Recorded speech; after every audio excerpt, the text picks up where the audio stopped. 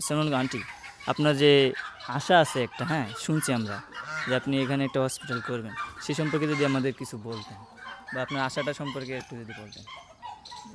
Hospital করব, এখন আধুরা রয়েছে, আধুরা সাকসেস হবে তারপরে হসপিটাল মানে করব।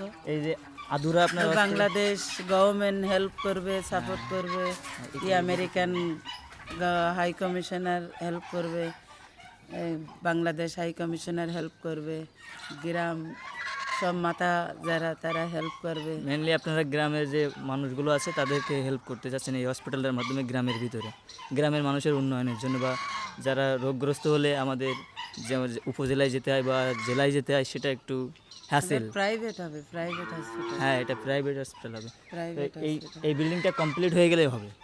হ্যাঁ আচ্ছা, ঠিক হবে, আছে। কিন্তু সহযোগিতা Bangladesh high commissioner, government, Bangladesh government and American government যদি সাপোর্ট করে তাহলে পারবো।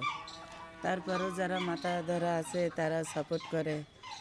তা যত আমাদের বাংলাদেশে বেকার ছেলেগুলো আছে, তার একটা হসপিটাল অন করলে বেকার ছেলেগুলো জব হ্যাঁ, পাবে। জব পাবে।